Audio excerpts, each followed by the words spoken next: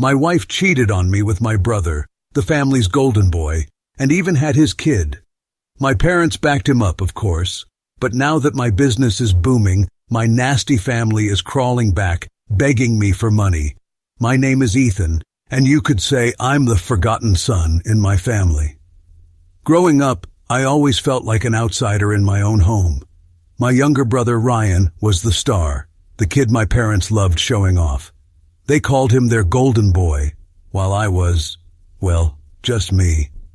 Mom and Dad made it clear who they were proud of. Ryan was the athlete, the charming kid with the big future, and he soaked up all their praise. Meanwhile, I was mostly invisible to them. Looking back, I think the favoritism was obvious even before we hit grade school. If I brought home a good report card, they'd barely look at it. But if Ryan scored a goal in his Little League soccer game, they'd throw a party. They'd make me tag along, watching Ryan celebrate like he'd just won the championship of the world. I'd sit there, eating stale cake, feeling like I didn't belong. It got worse as we grew up. In high school, Ryan got a car for his 16th birthday, a shiny new Ford that I swear my dad spent months obsessing over. I had to scrape together my own money for a junker that barely ran, working weekends at the local hardware store while Ryan got his gas money handed to him. When it was time for me to go to college, I had to figure out everything myself. My parents didn't offer to help pay for school, not a single dime, but I was determined to make something of myself, so I took out loans and worked late nights to cover the bills. I was burning the candle at both ends just to stay afloat. Then, during my sophomore year, I hit a rough patch. I was behind on rent, juggling overdue bills, and the stress was eating me alive. I swallowed my pride and went to my parents, asking if they could help me out, even just a little.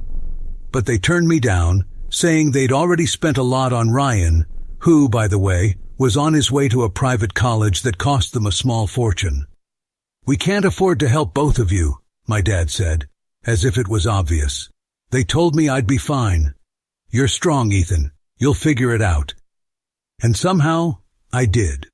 With the help of a few close friends who loaned me what they could, I managed to stay in college and eventually graduate. After everything that had happened, I was really hoping to forget it like a bad dream. Little did I know, life had more betrayal in store. After college, I found a decent job with a tech startup. The pay wasn't anything to brag about, but the experience was worth every hour I put in.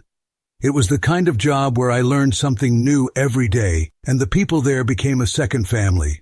My colleagues, especially a guy named Mike, helped me a lot those first couple of years. Mike was the one who introduced me to Jessica at a company get-together. She wasn't like anyone I'd ever met. We clicked immediately, and within a year we were married. For the first time, I felt like I had someone on my side, someone who believed in me for who I was. A few months after the wedding, I got a call from my mom. I almost didn't pick up. I'd gotten used to the idea that they didn't care much about me. But something made me answer, and my mom sounded different, warmer. She said they missed me and asked how I was doing. I kept my guard up, but when she started talking about fixing the past and wanting to rebuild the family, I felt my defenses start to slip.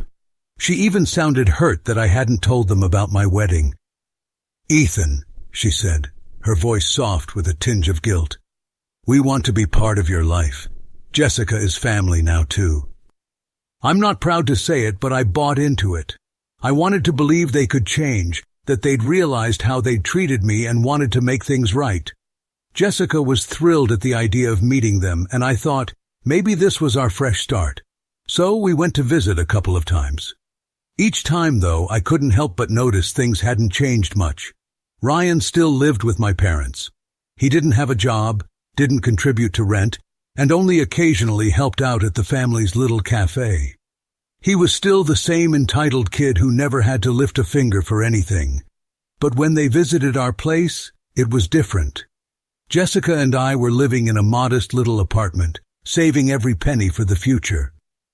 We didn't have anything fancy, a used couch, a tiny TV, and a kitchen where only one person could stand at a time. I was putting away as much as I could for a down payment on a car. I wanted Jessica and me to have a decent car for our weekend drives. I was also saving up for a new laptop since mine was on its last legs. Then Jessica got pregnant. When she told me, it was like my whole world lit up. I couldn't believe it. Me, about to be a dad. I was ready to do whatever it took to give our kid the best life I could manage. But as happy as I was, something about Jessica started bothering me. She was suddenly way more connected to my family than I'd expected. I'd come home after long hours at work, and she'd mentioned that she'd spent the day at my parents' place, or that she and Ryan had run errands together. It seemed like every time I turned around, she was texting them or making plans to visit, often without even telling me beforehand. At first, I thought it was nice she was making an effort with my family, but eventually it just felt strange. As Jessica's pregnancy neared the end, I could barely think straight. Every time I walked in the door, there was something new to set off that creeping feeling in my gut. I had tried to brush it off, to believe that maybe she was just overjoyed to be part of a real family, but deep down, it felt like I was fooling myself. Finally, one night, I couldn't take it anymore. While Jessica was asleep, I grabbed her phone, my hands shaking, heart pounding in my chest. I told myself I just needed a quick look, just to prove my doubts wrong, but I didn't even need to dig very far. The messages were right there, plain as day. Jessica had been seeing my brother Ryan, going back to when we first started visiting my parents. As I read through, I realized it was far worse than I'd imagined. Jessica had been sleeping with Ryan for months. In the texts, she even talked about wanting his child, about how they could play it off like it was mine, and that I would never know. I sat there stunned, scrolling through her plans. She was planning to pin the child on me, to get alimony out of me while living as some twisted little family with Ryan, my own wife, my own brother. I barely remember the seconds that followed. I just remember the blur of anger, hurt, and betrayal as I woke her up, demanding answers. She didn't even try to deny it. Instead, she launched into a rage, calling me paranoid and accusing me of snooping and being controlling. I yelled, desperate for some kind of explanation, but she shut down. Then she packed a bag, stormed out of the apartment, and went straight to my parents' house. I sat there for hours, staring at the walls, feeling everything I had built collapse around me. Eventually, I grabbed my phone and called my parents, thinking they'd have to understand how insane this all was. But when Mom answered, she sounded cold, even dismissive. When I tried to explain what Jessica had done, she interrupted saying, "Ethan, I don't know what you're going on about, but you need to calm down. Jessica has told us everything." "Everything?" I asked, barely able to comprehend. "Mom, she was sleeping with Ryan. She's carrying his child." "Stop it, Ethan," she said sharply, as if I were a child. "You're always making drama. Jessica is here with us, and she's absolutely devastated. You drove her away with your possessiveness, and Ryan has been nothing but supportive of her during this difficult time." "Supportive?" I choked out. "Mom, Ryan was having an affair with my wife." "Ryan wouldn't do that to you," she snapped. "And if you hadn't been so unstable, maybe Jessica wouldn't have felt the need to look for comfort elsewhere. But you always had to be the victim, didn't you?" I hung up, feeling shattered and utterly alone. They had chosen Ryan, again, as they always had, from the time we were kids. But this time, they'd all turned against me, and it broke something inside me that I didn't think could ever be fixed. I barely slept, barely ate. I felt hollow, like the only thing I wanted to do was disappear. I filed for divorce, though the thought of going through with it felt like trudging through quicksand. And every time I saw Jessica at court, she looked back at me with that sickly, sweet, practiced innocence that had convinced my family she was the victim. She swore in court that the child was mine, and my family showed up to support her story, painting me as unstable, as aggressive and paranoid. They said that I was the one who had pushed Jessica to the breaking point. Even my father, who I had barely spoken to, stood there, shaking his head in disappointment, saying I had always been difficult and resentful towards the family. I tried to fight at first, but when it came down to it, I didn't have the strength. Jessica won the car, along with some of our belongings that she wanted to take. I let her have them, desperate to end it all, to escape this nightmare that had consumed my life. I barely had enough left in me to keep working, let alone to stand up for myself. The only thing I demanded was a DNA test for the baby. I needed the truth, even if it was the only piece of closure I would ever get. Before you find out what happens next, please subscribe to the channel. The moment I demanded a DNA test, my father Rick called me up and tried to talk me out of it. He had this strange, half-nervous laugh going on, like he didn't quite believe what I was asking. "Ethan, do you really want to put yourself through that kind of drama?" he said, chuckling a bit, like he thought it was ridiculous. "You don't need a test. Just look at Jessica. She's an honest and intelligent woman. That baby's yours." I kept telling him I needed proof, but he kept dancing around it with strange reasons. "It's a waste of money," he insisted, "a total hassle." And then he tried to guilt-trip me. "Think of how embarrassed Jessica will be. You don't want to be the guy who's calling his own wife a liar, do you?" He even threw in some half-baked story about how DNA tests weren't all that accurate and how people had been raising kids without tests since the beginning of time. It was like he'd try anything just to keep me from moving forward with it. But I held firm. After everything that had happened, I needed answers for myself. So, after the baby was born, I went ahead with the test. And sure enough, a few weeks later, I got the results back. I wasn't the father. The relief that hit me was like nothing I'd ever felt before. I didn't have to pay child support, didn't have to pretend this baby was mine. I finally felt like I could breathe. Funny thing was, there was a little line of extra info in the DNA results. At the time, I didn't think much of it. My mind was too caught up in the shock and relief of knowing I wasn't tied to Jessica's mess. But that line of information would come back around to surprise me, just not yet.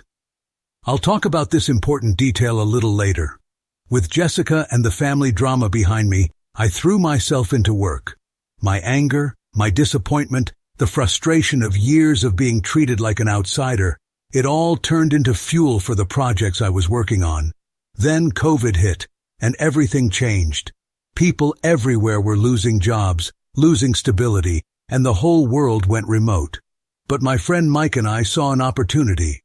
We decided to take a risk and launch a new online business idea, one we'd only been toying with before. We poured ourselves into it, working from dawn till dark, pulling late nights, pouring our focus into every detail, and by some stroke of luck, it took off. When the pandemic was taking down businesses left and right, our little project was somehow thriving. The online business started bringing in real money, more than I'd ever imagined. And suddenly, everything I'd been through, all the pain, seemed like it was worth it for the freedom and success I was finally starting to feel. Around the time my business with Mike was taking off, my family's little cafe was going under fast. They hadn't adapted at all to the pandemic. No delivery, no takeout options, nothing to help them stay afloat when things got tough. Ryan, the so-called golden boy, was still living at home, leeching off my parents and going out with friends whenever he wanted, not lifting a finger to actually help them with the business. He could have put in some work, helped figure out a delivery system, anything, but that wasn't Ryan's style. The cafe, which they'd relied on for years, shut its doors for good, leaving them with a mountain of debts and nowhere to turn. They tried everything to keep themselves afloat. They applied for social assistance, jumped through every hoop to get government support, but none of it was enough. Meanwhile, Jessica had somehow gotten wind of how well my online business was doing. We'd grown from just the two of us to a team of 20, and our revenue had picked up fast. I guess word got around because suddenly my phone started lighting up with calls from my family. At first, it was my parents. My mom, who hadn't spoken to me in months, left this long voicemail about how families should stick together in hard times, and how, "Ethan, you're in a position to help your family, who raised you and gave you everything." "Everything?" I thought, almost laughing. "Ethan, you have a responsibility here," she said, as if it were some moral duty for me to bail them out. Then my dad chimed in, talking about honoring your parents, reminding me of all the sacrifices they'd made for me. I could practically see him looking down his nose like I owed them my success. "Ethan, you're doing well now, son," he said, like he was giving me some great fatherly advice. "Your mother and we're not getting any younger, and it's only right for a son to look after his family." Next up was Jessica, who hadn't spoken to me since the divorce. She was all sweetness and charm, like we'd never been through that ugly court battle. She started talking about family values, saying, "I know we've had our issues, Ethan, but you know, our history is our history, and we need to move past it. Your family needs you now, more than ever." She even had the nerve to say I was setting a bad example for the child that, mind you, I was not even the father of. And then, of course, Ryan himself decided to call. He sounded as casual as ever, like we were old buddies. "Hey bro, long time, huh? Listen, things have been rough around here. You know how it is. Any chance you could, throw some help our way?" He babbled on about how we were family and how I could help him get back on his feet, like he'd been knocked down from some high place to begin with. "Come on, man, it'd just be a loan. You know I'd pay you back, someday." At one point, I was this close to blocking all their numbers just to stop the endless guilt trips and appeals to family duty. Here they were, crawling back after everything they'd put me through, trying to milk me for whatever they could. It was almost laughable. After the lies, the betrayals, the years of being pushed aside, they thought I'd roll over and start handing them money. To this day, I don't know how I didn't break down, didn't turn to drinking or something to numb it all. Instead, I kept doing what I'd been doing, working hard, ignoring their calls, and building my life on my own terms. But man, there were days I felt the weight of it all, wondering how I hadn't just snapped and shut down. I want to point out that they didn't want to go to regular jobs. They were hoping to make up for their situation at my expense. They didn't get a single cent from me, not even the hint of a yes. But that didn't stop them. They just switched tactics. Since they couldn't squeeze any money out of me directly, they started spreading rumors to anyone who would listen. Friends, distant relatives, even neighbors I barely knew were hearing all sorts of ridiculous stories about me. The one that really got me laughing was my dad telling people he had sacrificed his own comfort to buy me a brand new Ford to show his love. And then, supposedly, Ryan had to make do with it after me. Anyone who knew the truth would find this laughable. Remember, dear listeners, the beginning of this story. This brand new Ford my dad bought for Ryan while I was saving up for a wreck. But Dad had no shame. He said whatever he thought would make him look generous and me look ungrateful. They even invented some version of my college years where my parents poured their souls into helping me succeed. Apparently they worked night and day to help me graduate and support me financially, which couldn't have been further from the truth. When I heard this from people who thought I should think about everything they've done for me, I had to hold back laughter. I finally realized that there was no chance of parting on good terms. They'd lie and spin whatever story they could to guilt me. So, I decided to teach them a little lesson. It was time for a new plan, something small and sharp, something that would give them a taste of their own medicine. One night, as I was going through some old papers, I came across the DNA test from the court. I'd kept it tucked away just in case, always wary of what my family might pull. Looking at it again, something hit me. The report didn't just say the child wasn't mine. It showed 0% kinship with the baby, no genetic connection whatsoever. And that's when it dawned on me. If Ryan and I were truly brothers, there should have been some percentage of a match. That meant only one thing. I wasn't biologically related to Ryan. The pieces clicked together. Maybe I was adopted. It would explain everything, from my parents favoring Ryan to their total disregard for me. Maybe they had adopted me when they couldn't have children, and then, when they finally had their own, I became an afterthought. The more I thought about it, the clearer things became. And with that realization, I came up with a plan for a little family dinner and an honest conversation. I'd help them all right, but not in the way they expected. I called up my parents and suggested we have a family reconciliation dinner. I told them we'd sit down, enjoy some good food, talk it all over, and move past our issues. And I hinted that I'd help them out financially. The reaction was exactly what I expected. They were thrilled, practically tripping over each other to agree. They didn't have a clue what was waiting for them. At the restaurant, I ordered the works, the best appetizers, main courses, and desserts they offered. I picked a fancy place with high prices for everything, knowing my family would lap it up and think it was the first taste of what was coming their way. When we sat down, I looked around the table. There they were, Mom, Dad, Jessica, and Ryan, playing their roles to perfection. They were suddenly so polite, acting like the past never happened, as if they hadn't spent years tearing me down. It was like watching actors in a bad play. They were laying it on thick, all smiles and polite nods, all fake warmth. Finally, I decided to get straight to the point. I leaned in, looked them dead in the eye, and asked, "Am I adopted or not?" The table went silent. For a few seconds, nobody moved. Then Mom's eyes started welling up with crocodile tears, like she'd practiced the look just for this moment. Dad cleared his throat and finally started talking. He admitted that yes, I was adopted. After they had trouble having kids, they decided to adopt me. And then, a few years later, miracle child Ryan came along. Dad claimed they never told me because they didn't want me to feel different or slighted.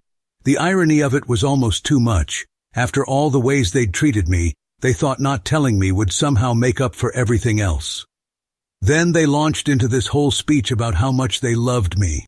Even Ryan joined in, saying he grew up wearing out my clothes and toys and that he was jealous of me. The hypocrisy was almost laughable. They twisted every detail, trying to make it sound like I'd been cherished and respected my whole life. Then came the kicker. My parents said they were proud of me and that the misunderstandings we'd had over the years were actually deliberate, to strengthen my character. They claimed it was all for my own good, that they'd shaped me into who I was today. I felt sick just listening to it. But I kept my cool. I let them finish their whole speech, nodding and even smiling as they talked, waiting for the right moment. When they were finally done, I reached into my jacket and pulled out a small, beautiful box. I slid it across the table toward them. Their eyes lit up, thinking this was it, their payday. Inside the box was a brand new bank card. I explained that I had deposited a decent amount into the account and would make monthly deposits to help them. They looked at each other, beaming, all of them nodding in approval, already counting their imaginary fortune. Only thing was, this card had no real credit limit, and I had put exactly $5 in the account. $1 for each of them. Mom, Dad, Ryan, Jessica, and, well, the kid I wasn't the father of. I watched their faces, feeling a calm sense of satisfaction as they beamed with pride, completely unaware of the fortune they thought they'd just secured. After I handed over the bank card, everyone raised their glasses, toasting new beginnings and family unity. They clinked glasses, all smiles, no idea what was really going on. The rest of dinner went smoothly. They were busy enjoying their fancy meals and drinks, thinking they'd won me over, that I was finally giving in. At one point, I told them I needed to step out to use the restroom. No one suspected anything. But instead of heading to the bathroom, I walked straight to the exit.